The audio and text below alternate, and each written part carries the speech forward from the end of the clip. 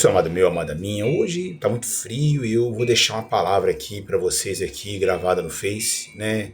Primeiramente, eu quero aqui analisar com vocês, são 2 salmos. Eu quero orar pela sua vida, primeiramente. Pai querido, Pai amado, toma em suas mãos quem ouvir essa gravação, que só possa derramar a solução do seu poder e encher a vida dessa pessoa com a tua presença, no nome de Jesus. Amém. Meu querido, meu amado, o Salmo 42 começa assim: assim como o cervo brama pelas correntes das águas, assim suspira minha alma por ti, ó Deus. A minha alma tem sede de Deus, do Deus vivo. Quando estarei e me apresentarei à face de Deus? Primeiramente, Davi, quando escreveu esse salmo, ele estava com certeza sendo perseguido por Saul. Davi estava sendo perseguido pelo deserto e ele não sabia quando ele iria estar à presença do Senhor. Davi não tinha noção que naquele momento Deus ele era onipresente. A onipresença do Senhor, ele ainda não tinha noção sobre isso. Então, quando a pessoa acha que para você estar perto de Deus, você tem que estar num lugar específico. E, na verdade, Davi não estava errado. Porque você estar na presença de Deus, naquela época, era necessário você estar junto ao templo do Senhor, que no caso não tinha ainda o templo, tinha o tabernáculo, e ali com sumos sacerdotes. E ele achava também, que Deus só estaria com ele, que ele só ia estar na presença do Senhor quando ele estivesse em Jerusalém, na terra prometida. Então ele se sentia longe de Deus, porque Jesus não tinha nascido ainda, o véu não tinha sido rasgado, então ele não se sentia na presença do Senhor, só que Deus estava ouvindo ele. E ele mesmo assim escrevia: quando estarei à face do meu Deus? Porque ele sentia sede de Deus. Assim como a corça, quando ela está no deserto, quando ela vai beber a água, às vezes o jacaré tenta pegar ela, às vezes é muito perigoso, e para ela chegar na água é muito complicado. Então, e ela anda sentindo o cheiro, respirando a água sem estar perto da água. E ele queria estar na presença do Senhor, porque ele estava na presença de Deus. Mas ele não sentia a presença de Deus, porque ele não conhecia a onipresença do Senhor e o véu não tinha se rasgado. E ele não era sumo sacerdote, ele não era. Então o que acontece? Então, como ele não era um sumo sacerdote, ele se sentia longe do Senhor. O que eu quero dizer aí? Ele diz: as minhas lágrimas servem de mantimento de dia e de noite, e quando me dizem constantemente: aonde está o seu Deus? Quando eu me lembro disso, dentro de mim, derrama minha alma, pois eu havia ido com a multidão, fui com eles à casa de Deus, com voz de alegria e louvor, com multidão do que festejavam. Então você vê, ele só tinha Deus, só sentia a presença de Deus quando ele ia adorar o Senhor lá no tabernáculo, lá onde estava Deus. Só que ele não tinha noção, ele poderia adorar o Senhor ia realmente receber. Ele não estava conseguindo sentir, mas Deus iria receber. E ele, quando ele falava, ele escrevia esses salmos, ainda que ele não soubesse, talvez que ele não soubesse, ele estava falando com o Senhor. Ele orava mesmo assim, mesmo estando longe do Senhor, ele escrevia os seus salmos, mesmo estando em lágrimas, que servia de alimento dele de dia e de noite. E quando dizia para ele: aonde está o seu Deus? E realmente, meu amado, há situações que nós às vezes perdemos o contato com Deus. Nós achamos que Deus não está em lugar nenhum. Procuramos Deus e Deus parece que não está ouvindo as nossas orações. Aonde pergunta onde está o seu Deus, Ele disse que ele ia com a multidão. E quando ele lembrava que as pessoas perguntavam para ele: aonde está o seu Deus? Ele ficava muito triste, que ele se lembrava da época que ele ia com a multidão até o tabernáculo, e agora não podia mais, porque ele estava longe da terra aonde ele conhecia Deus, E aí ele pergunta: por que está batida a minha alma? Por que te perturba dentro de mim? Espere em Deus, pois ainda o louvarei pela salvação da sua face. Você vê, espere em Deus, pois ainda louvarei. Ele não tinha noção que ele poderia louvar o Senhor, Embora ele não sentisse a presença de Deus, Deus ia receber aquele louvor dele aonde estivesse. E talvez ele não soubesse que ele já estava louvando o Senhor quando ele confiava no Senhor. Meu Deus, dentro de mim, a minha alma está abatida, por isso lembro-me de ti, desde a terra do Jordão, desde os Hermonitas e desde o pequeno monte. Você vê, ele lembrava do Senhor, mas ele não tinha noção que ele estava ali falando com Deus e que Deus estava ouvindo as suas orações. Talvez até tivesse, mas ele não conseguia sentir-se cheio de Deus. Isso é muito complicado. Hoje, meu amado, aonde você estiver, Deus está contigo. Porque você pode sentir a presença de Deus, porque o véu foi rasgado. Naquele momento que Jesus ele morreu Naquele momento o véu se rasgou de cima a baixo. A dívida que nós tínhamos foi paga. E aquele véu, quando se rasgou de cima a baixo, você tem livre acesso a Deus aonde você estiver. Você não precisa mais de ninguém para poder buscar o Senhor, né? E ele fala, um abismo chama outro abismo, né? A ruída das suas cachoeiras, todas as tuas ondas e as tuas vagas têm passado sobre mim.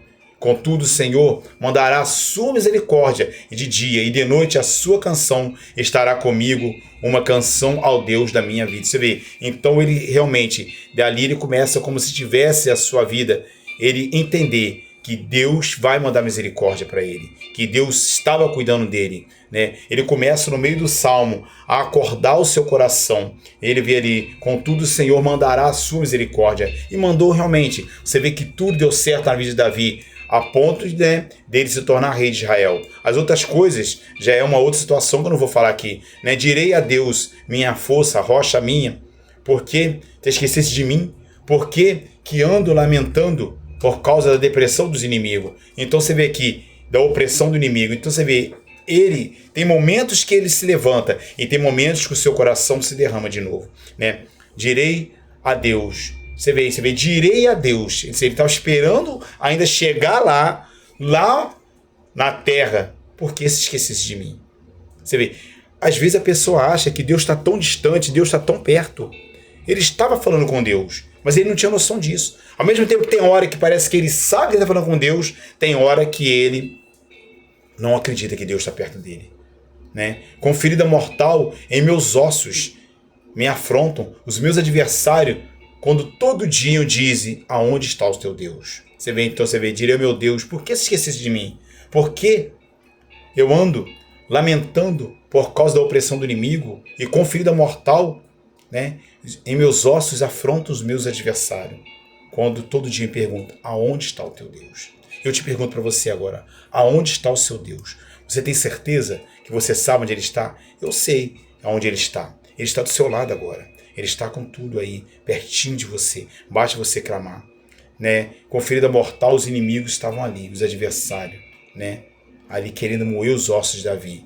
Mas ele ficava muito triste quando eles perguntavam, onde está o seu Deus? Por que está batido a minha alma? Por que te perturba dentro de mim?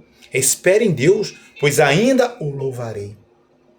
Qual é a salvação da minha face? É o meu Deus. Você vê, pois ainda o louvarei. Já estava louvando o Senhor, mas ele não tinha noção disso. Eu quero que ler mais um salmo para você, né? Você vai ver que, diferentemente, né, a mesma situação, aqui ele já está mais confiante, que é o Salmo de 3, que é, o Senhor é meu pastor, nada me faltará. Você vai entender uma coisa, né? Ele está mais confiante aqui. Aqui ele está entendendo que Deus está com ele. Mas essa frase aqui, o Senhor é meu pastor e nada me faltará, ou nada me faltará, é uma frase muito mal compreendida, né? A tradução verdadeira dela é diferente. Quando ele diz o Senhor é meu pastor, ele não quer dizer nada me faltará. Ele quer dizer o Senhor é meu pastor e em nada me faltará. Porque você vê que Davi passou necessidade. Ele passou sede, ele passou fome, ele passou escassez, assim como Paulo fala, né? Essa frase, nada me faltará, na verdade a impressão que tem é que você vai ter tudo. E na verdade, tem momentos que você se sente sozinho, tem momentos que você sente fome, você passa necessidade sim. Que quando você vê a vida de Lázaro, o rico Lázaro, você vê que o Lázaro, ele queria pegar migalhas que caía da mesa do rico.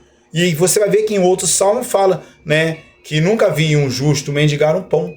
Nem a sua descendência mendigar um pão. Então você vê que a verdade, você vê que as coisas acontecem. Não é dessa maneira, né? Não é da maneira que você pensa. Deitar-me faz em vez de pasto, guia-me mansamente pelas águas tranquilas, refrigera minha alma, guia-me pelas veredas da justiça por amor do meu nome. Você vê tudo isso.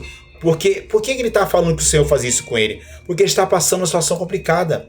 Ele está passando uma situação complicada. Deitar-me faz em vez de pasto. Guia-me mansamente pelas águas tranquilas. Refrigera minha alma. E quantas vezes a nossa alma precisa do refrigério? Quantas vezes a situação aperta de tal maneira que você não consegue realmente estar tranquilo? Ainda que eu andasse pelo vale da sombra da morte, não temeria mal algum, porque tu está comigo. A tua vara, o teu cajado me consolam. Quando você vê em Jerusalém o tamanho do vale da morte, onde é aquele cemitério enorme, que vai de um lado ao outro da cidade, ali era o vale da morte, ele não temeria mal nenhum, né? Mas na verdade você vê que não temeria, mas ele já estava andando no vale da morte. uma ovelha. Por que ele está falando isso? Que ele se sente uma ovelha. A ovelha, ela é tão medrosa que ela tem medo até das águas quando elas fazem barulho, né? Você vê que as próprias barulhos da água faz a ovelha ficar com medo, né?